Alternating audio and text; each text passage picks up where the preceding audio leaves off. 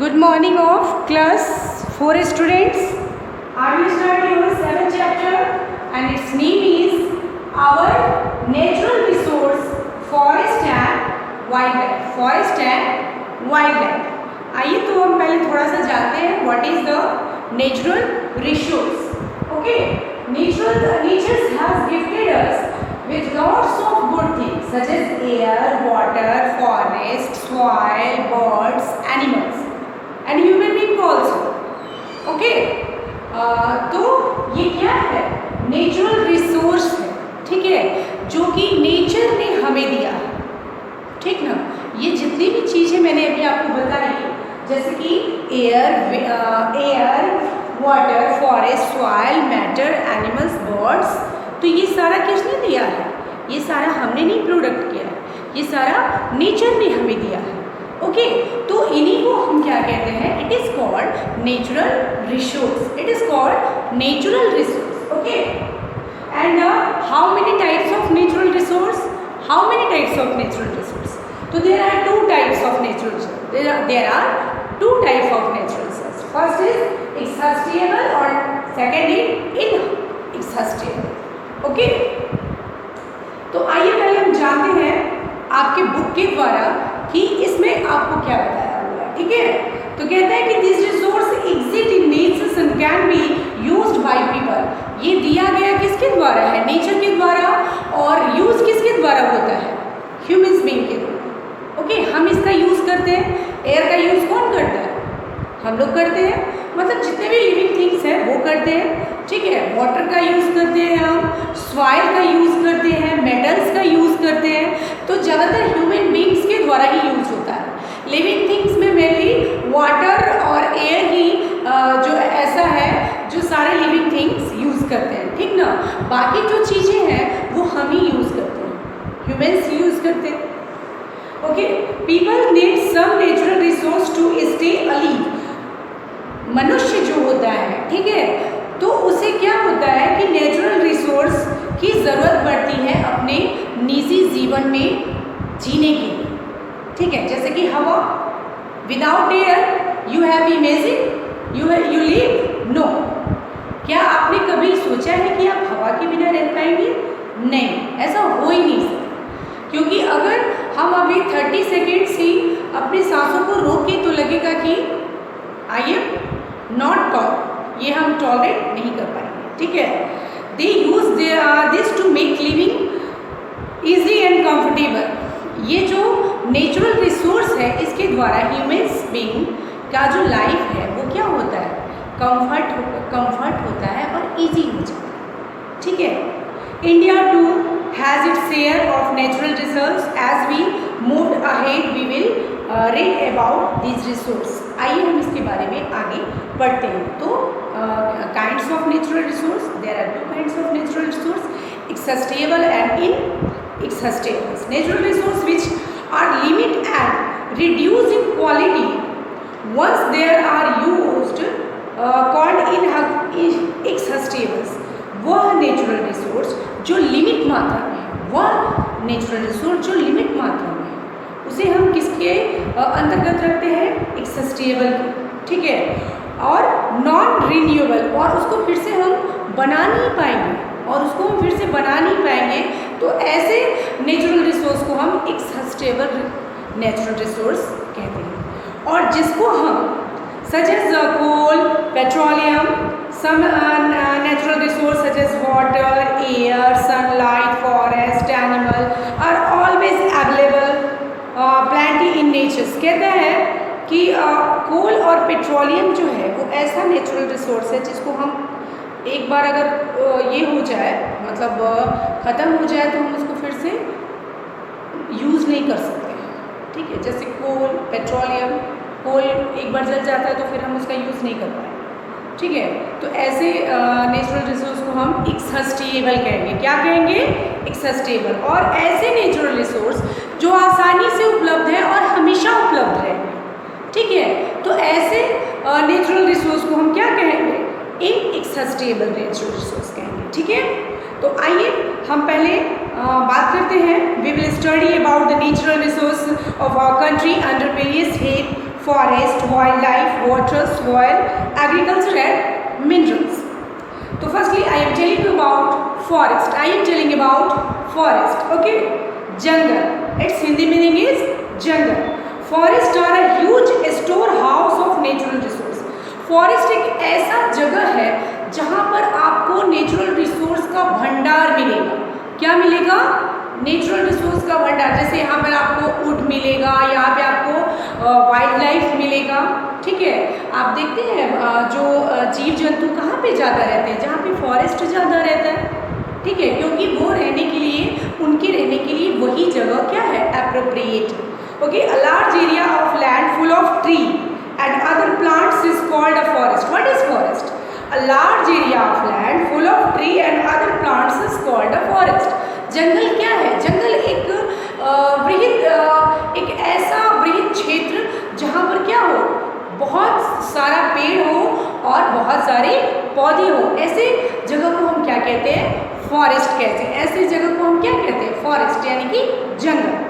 Several types of tree, plants, shrubs, creepers, climbers and grasses grown in the forest. कहता है कि यहाँ पे many types of plants आपको मिलेंगे।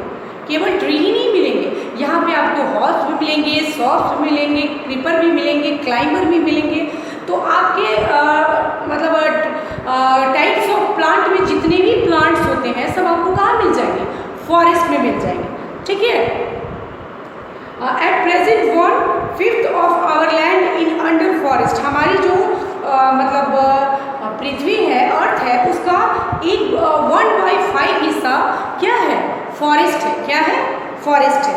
अ number of wild animals live in this forest. We depend on forest for our daily life. कहता है कि और बहुत सारे जंगली जानवर कहाँ पे रहते हैं? तो फॉरेस्ट में रहते हैं। ठीक है, उसके बाद कहता है कि और हम अपने रोज की ज़िंदगी के लिए भी फॉरेस्ट पे डिपेंड होते हैं। तो आइए हम देखते हैं कि हम और इससे क्या क्या प्राप्त करते हैं। ठीक है, टाइप्स ऑफ फॉरेस्ट। आइए हम फॉरेस्ट के टाइप्स के बारे में पढ़ते हैं कि कितना तरह का फॉरेस्ट होता है। तो there are 5 types of forest. There are 5 types of forest. Their here name is evergreen, deciduous, thorny, mountain and mangrove. There are 5 types of forest. First is evergreen, second is deciduous, third is thorny, 4 is mountain and 5 is mangrove. आइए हम सबसे पहले evergreen forest की बात करें, क्योंकि इसके नाम से ही लग रहा है कि evergreen यानी कि हमेशा हरा। क्या? हमेशा हरा रहने वाला जंगल क्या कहलाएगा? एवरग्रीन फॉरेस्ट कहलाएगा। ठीक है, इस जंगल की स्पेशलाइजेशन ये है इस फॉरेस्ट की कि यहाँ के जो पत्ते, पेड़ के जो पत्ते होते हैं वो हमेशा ग्रीन रहते हैं थ्रू आउट ईयर, पूरे साल। ठीक है, evergreen forest are also called tropical forest. और इसका एक और नाम है क्या? Tropical forest. इसका एक और नाम क्या है? Tropical forest. They are mostly found in hot and wet region. और ये कहाँ पर पाया जाता है?